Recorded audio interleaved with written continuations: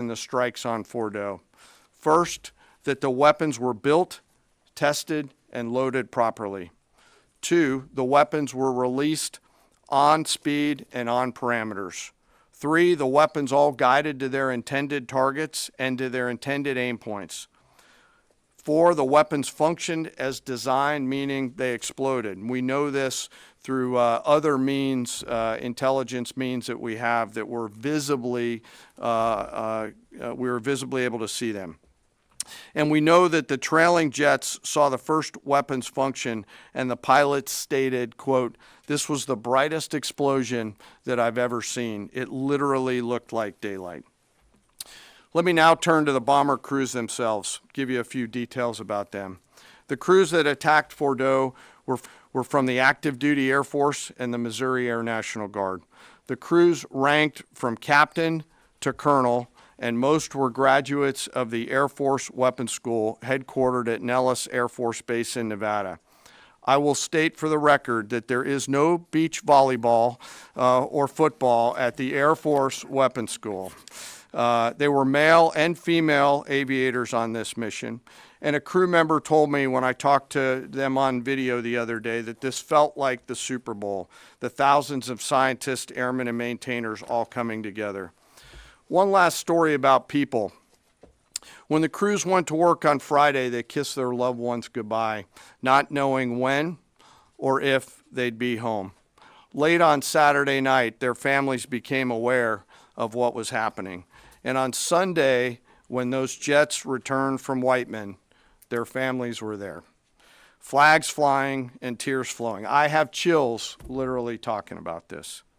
The jets rejoined into a formation of 4 airplanes followed by a formation of 3 and came up overhead Whiteman proudly in the traffic pattern, pitching out to land right over the base and landing to the incredible cheers of their families who sacrifice and serve right alongside their family members. Like I said, there were a lot of flags and a lot of tears.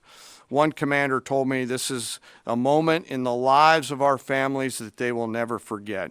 That, my friends, is what America's Joint Force does. We think, we develop, we train, we rehearse, we test, we evaluate every single day.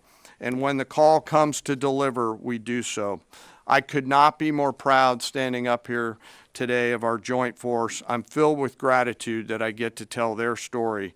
And as we stand here right now, our forces remain on a high state of readiness in the region, prepared to defend themselves. And one last thing, our adversaries around the world should know that there are other DTRA team members out there studying targets for the same amount of time, and will continue to do so. Thank you very much. I apologize for the length. I look forward to your questions. Thank you, Mr. Chairman. I would just thank you, by the way, for that extensive work, the lay down. I mean, even, do you have that laser pointer? Okay. Yes, sir. Thank you, squaring me away as always. I mean, even in just the public reporting, if you see the post-strike shaft of the 3 holes, the vast majority, and fairly so, the majority of speculation has been, those are the 3 strike points.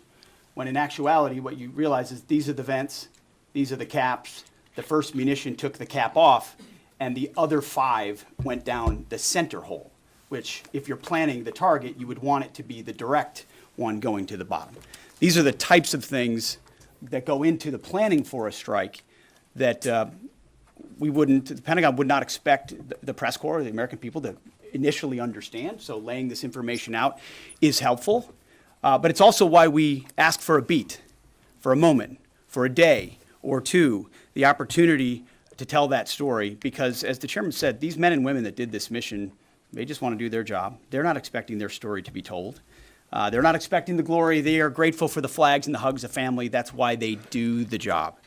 But they also know they were a part of something historic. We know how historic it was. The chairman does. I know. Our staffs know. And so that's why we are, and the President of the United States knows. And that's why it's almost personal when we see the way in which leaks are used to try to disparage the outcome or muddy the waters about the impact of what happened without being responsible with information and allowing the professionals to assess and provide that information just like the chairman did. So thank you, Mr. Chairman, for that information. And we welcome a few additional questions. Yes, sir. General, on Sunday, you said final battle damage will take some time. And you also said, I think BDA is still pending, and it would be way too early for me to comment on what may or may not still be there at the nuclear facility. So that was just over 3 days ago. So what has changed? Would you use the term obliterated as well? Sure, like I said, we don't do BDA. I'll refer that to the intelligence community, and, You're talking with them. I mean, what changed in the past 3 days that make you, so, you know? sir, I think I said, I mean, I think I explained what changed. There was a great deal of irresponsible reporting based on leaks, preliminary information in low confidence. Again, when someone leaks something, they do it with an agenda. And when you leak a portion of an intelligence assessment, but just a little portion that makes it seem like maybe the strike wasn't effective, then you start a news cycle, whether it's the Washington Post or Fox News or CNN or MSNBC, you start a news cycle that starts to call into question the efficacy. No, that's why.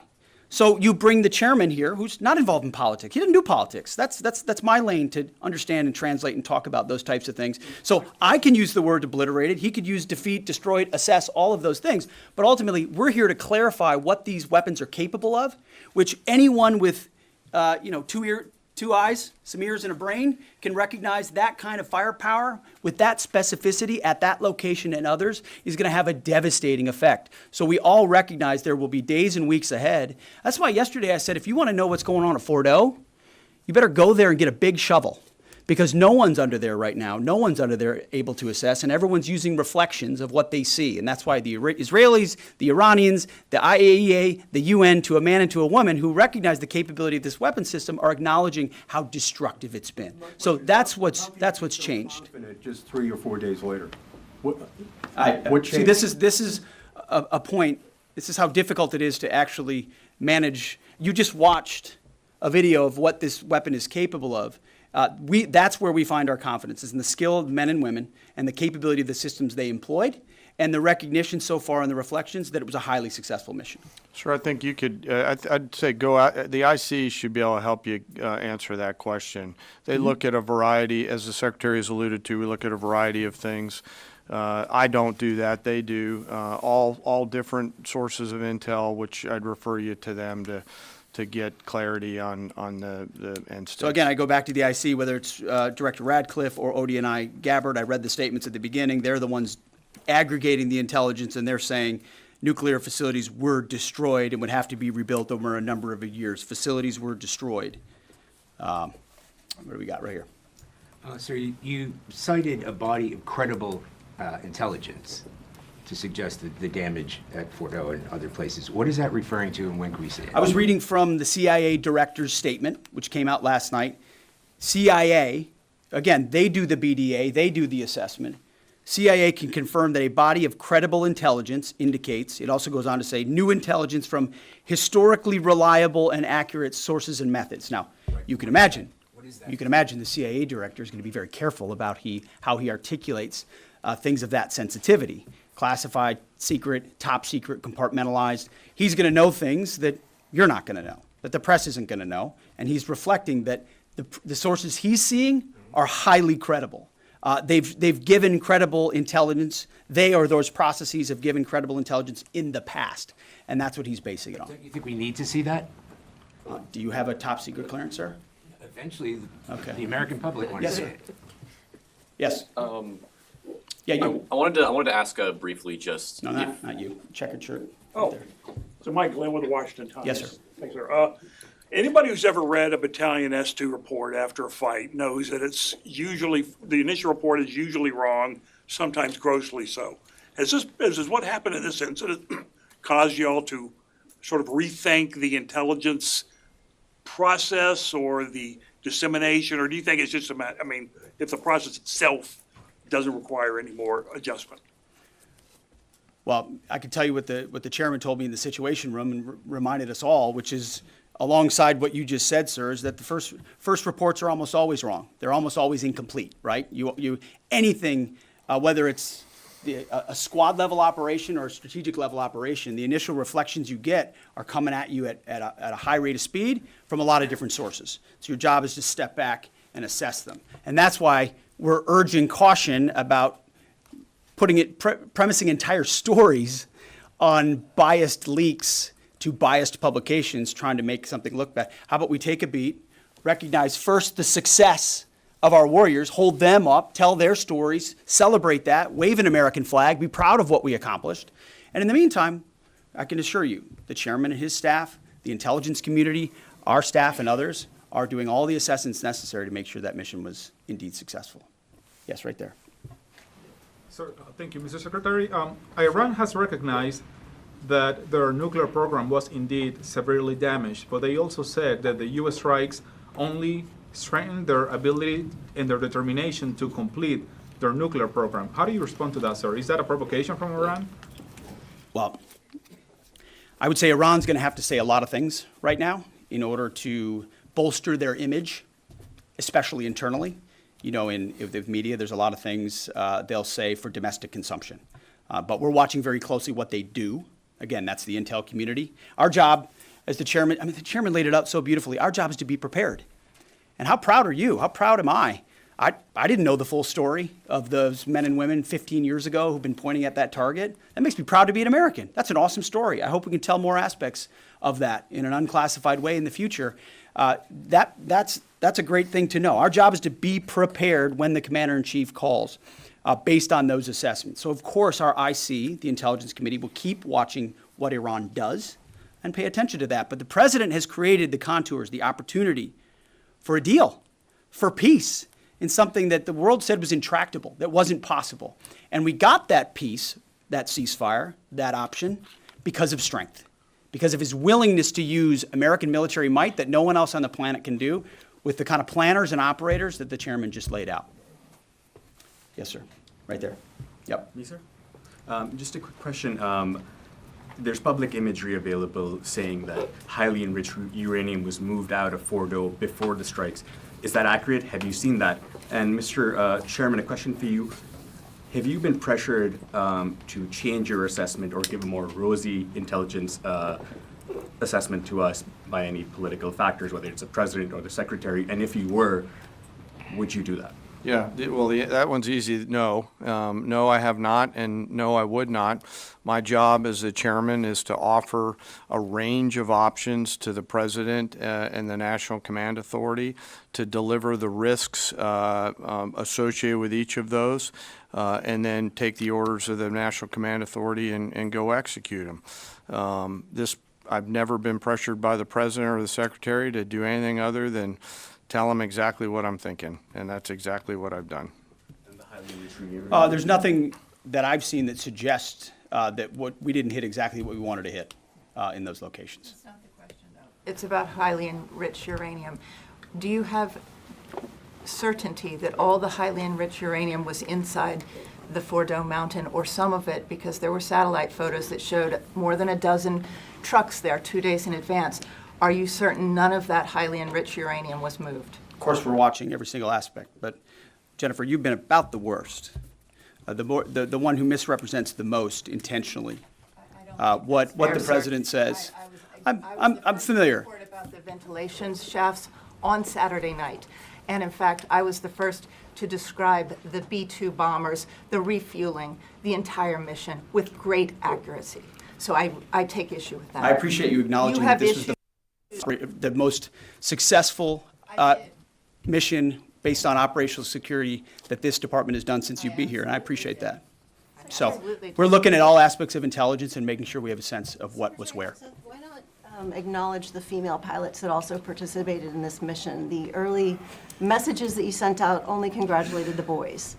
So when I say something like our boys and bombers, see, this is the kind of thing the press does, right? Of course, the chairman mentioned a female bomber pilot. That's fantastic. She's fantastic. She's a hero. I want more female bomber pilots. I hope the men and women of our country sign up to do such brave and audacious things.